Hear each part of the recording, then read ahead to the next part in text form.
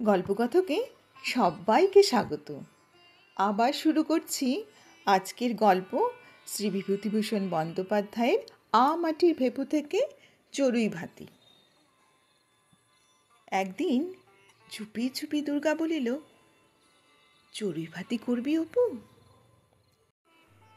তাহাদের দৌড় দিয়া পাড়ার সকলে কলুইচণ্ডীর ব্রতের বনভোজনে গ্রামের পিছনের মাঠে যায়। তাহার মাও যায়, কিন্তু আজকাল তাহাকে আর লইয়া যায় না। সেখানে সব নিজের নিজের জিনিসপত্র, অত উপকরণ তাহাদের নাই। বনভোজনে গিয়া আর সকলে বাহির করে কত কি জিনিস, ভালো চাল, ডাল, আলু, ঘি, দুধ। তাহার মা বাহির করে শুধু মোটা চাল, মটরের ডাল বাটা আর দুই একটা বেগুন। পাশে বসিয়া ভুবন মুখুজ্জে শেষ ঠাকুরনের ছেলেমেয়েরা নতুন আখের গুড়ের পাটালি দিয়া দুধ ও কলা মাখিয়া ভাত খায়। নিজের ছেলেমেয়ের জন্য তাহার মায়ের মন কেমন করে। তাহার অপু ওই রকম দুধ কলা দিয়া পাটালি মাখিয়া ভাত খাইতে বড় ভালোবাসে। নীলমণি রায়ের জঙ্গলাকীর্ণ ভিটার ওপারে খানিকটা বন। দুর্গা নিজের হাতে দা দিয়া কাটিয়া পরিষ্কার করিয়া ভাইকে বলিল, দাঁড়িয়ে দেখ তেঁতুলতলায় মা আসছে কিনা, আমি চাল ডাল বের করে নিয়ে আসি শিগগিরি করে। একটা ভালো নারকেলের মালায় 2 পলা তেল চুপি চুপি তেলের ভাঁড়টা হইতে তুলিয়া লইল। মাল মশলা বাহিরে আনিয়া ভাইয়ের জিম্মা করিয়া দিয়া বলিল, শিগগিরি নিয়ে যা, দৌড় অপু, সেইখানে রেখে আয়, দেখিস যেন গরু টরুতে খেয়ে না ফেলে। চারিদিক বনে ঘেরা, বাহির হইতে দেখা যায় না। খেলাঘরের মাটির ছোবার মতো ছোট্ট একটা হাঁড়িতে দুর্গা ভাত চড়াইয়া দিয়া বলিল, এই দেখ অপু, কত বড় বড় মেটে আলুর ফল নিয়ে এসেছি এক জায়গা থেকে। পুটুদের তালতলায় একটা ঝোপের মাথায় অনেক হয়ে আছে, ভাতে দেব। অপু মহা উৎসাহে শুকনা লতা কাটি কুড়াইয়া আনে। এই তাহাদের প্রথম বনভোজন। অপুর এখনো বিশ্বাস হইতেছিল না যে এখানে সত্যিকারের ভাত তরকারি রান্না হইবে, না খেলাঘরের বনভোজন, যা কতবার হইয়াছে সেই রকম। ধুলার ভাত, খাপড়ার আলু ভাজা, কাঁঠাল পাতার লুচি। কিন্তু বড় সুন্দর বেলাটি, বড় সুন্দর স্থান বনভোজনের। প্রথম বসন্তের দিনে ঝোপে ঝোপে নতুন কচি পাতা, ঘেটু ফুলের ঝাড় পোড়ো ভিটাটা আলো করিয়া ফুটিয়া আছে। বাতাবি লেবু গাছটায় কয়দিনের কুয়াশায় ফুল অনেক করিয়া ঝরিয়া গেলেও থোপা থোপা সাদা সাদা ফুল উপরের ডালে চোখে পড়ে। চড়ুই ভাতির মাঝামাঝি অপুদের বাড়ির উঠানে কাহার ডাক শোনা গেল। দুর্গা বলিল, বিনির গলা যেন, নিয়ে আয় তো ডেকে অপু। একটু পরে অপুর পিছনে পিছনে দুর্গার সমবয়সী একটি কালো মেয়ে আসিল। একটু হাসিয়া যেন কতকটা সম্ভ্রমের সুরে বলিল, কি হচ্ছে দুর্গা দিদি?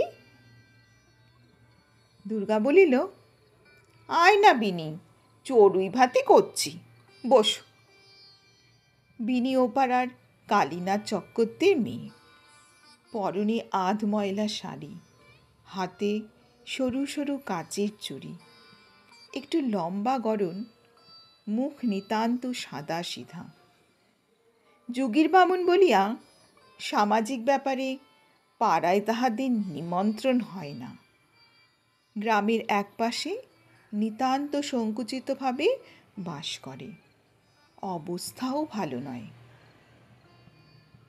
বিনি সানন্দে দুর্গার ফরমাস খাটিতে লাগিল। বেড়াইতে আসিয়া হঠাৎ সে যেন একটা লাভজনক ব্যাপারের মধ্যে আসিয়া পড়িয়াছে। দুর্গা বলিল, বিনি, আর দুটো শুকনো কাঠ দেখতো, আগুনটা জ্বলছে না ভালো। বিনি তখনই কাঠ আনিতে ছুটিল এবং একটু পরে এক বোঝা বেলের ডাল আনিয়া হাজির করিয়া বলিল, এতে হবে দুর্গা দিদি, না আরও আনবো? দুর্গা যখন বলিল, বিনি এসেছে, ও ও তো এখানে খাবে, আর দুটো চাল নিয়ে আয় অপু। বিনির মুখখানা খুশিতে উজ্জ্বল হইয়া উঠিল। খানিকটা পরে বিনি জল আনিয়া দিল। আগ্রহের সুরে জিজ্ঞাসা করিল, কি কি তরকারি দুর্গা দিদি? দুর্গা ভাত নামাইয়া তেলটুকু দিয়া তাহাতে বেগুন ফেলিয়া দিয়া ভাজে। খানিকটা পরে সে অবাক হইয়া ছোবার দিকে চাহিয়া থাকে। অপুকে ডাকিয়া বলে, ঠিক একেবারে সত্যিকারের বেগুন ভাজার মতো রং হচ্ছে, দেখেছিস অপু? ঠিক যেন মার বেগুন ভাজা, না? অপুরও ব্যাপারটা আশ্চর্য বোধ হয়। তাহারও এখনো যেন বিশ্বাস হইতেছিল না যে তাহাদের বনভোজনে সত্যিকার ভাত, সত্যিকার বেগুন ভাজা সম্ভবপর হইবে। তাহার পর তিনজনে মহা আনন্দে কলার পাতে খাইতে বসে। শুধু ভাত আর বেগুন ভাজা, আর কিছু না। অপু গ্রাস মুখে তুলিবার সময় দুর্গা সেদিকে চাহিয়াছিল। আগ্রহের সঙ্গে জিজ্ঞাসা করে, কেমন হয়েছে রে বেগুন ভাজা? অপু বলে, বেশ হয়েছে দিদি, কিন্তু নুন হয়নি যেন। লবণকেই হারা ভুলক্রমে একেবারেই বাদ দিয়াছে, লবণের বালাই রাখেনি। কিন্তু মহাতৃপ্তিতে তিনজনে কষু আলুর ফল ভাতে ও পানসে আধপোড়া বেগুন ভাজা দিয়া চড়ুই ভাতের ভাত খাইতে বসিল। দুর্গার এই প্রথম রান্না, প্রথম এই বনঝোপের মধ্যে, এই শুকনা লতা পাতার রাশের মধ্যে খেজুর তলায় ঝরিয়া পড়া খেজুর পাতার পাশে বসিয়া সত্যিকারের ভাত তরকারি খাওয়া। খাইতে খাইতে দুর্গা অপুর দিকে চাহিয়া হি হি করিয়া খুশির হাসি হাসিল। খুশিতে ভাতের দলা তাহার গলার মধ্যে আটকাইয়া যাইতেছিল যেন। বিনি খাইতে খাইতে ভয়ে ভয়ে বলিল, একটু তেল আছে দুর্গাদি? মেটে আলুর ফল ভাতে মেখে নিতাম। দুর্গা বলিল, অপু, ছুটে নিয়ে আয় তো একটু তেল। অপু বলিল, মাকে কি বলবি দিদি, আবার ওবেলা ভাত খাবি? তোর মাকে কখনো বলি? সন্ধ্যের পর দেখিস খিদে পাবে এখন। যুগীর বামুন বলিয়া পাড়ায় জল খাইতে চাহিলে লোকে ঘটিতে করিয়া জল খাইতে দেয়, তাহাও আবার মাজিয়া দিতে হয়। বিনি দু একবার ইতস্তত করিয়া অপুর গেলাসটা দেখাইয়া বলিল, আমার গালে একটু জল ঢেলে দাও তো অপু, জল তেষ্টা পেয়েছে। অপু বলিল, নাও না বিনিদি, তুমি নিয়ে চুমুক দিয়ে খাও না। তবুও যেন বিনির সাহস হয় না। দুর্গা বলিল, নে না বিনি, গেলাসটা নিয়ে খা না। খাওয়া দাওয়া হইয়া গেলে দুর্গা বলিল, হাঁড়িটা ফেলা হবে না কিন্তু। আবার আরেকদিন বনভোজন করব, কেমন তো? ওই কুল গাছটার ওপরে টাঙিয়ে রেখে দিই। অপু বলিল, হ্যাঁ, ওখানে থাকবে কি না? তোর মা কাঠ কুড়োতে আসে, দেখতে পেলে নিয়ে যাবে দিদি।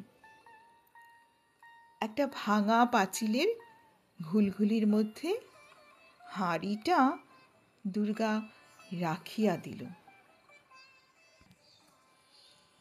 আজকের গল্প এখানেই শেষ হলো। সবাই সুস্থ থেকো, আনন্দ থেকো, ভালো থেকো এবং আমার সঙ্গে থেকো। গল্পকথক ইউটিউব চ্যানেলটি সাবস্ক্রাইব না করে থাকলে প্লিজ সাবস্ক্রাইব করে দিও।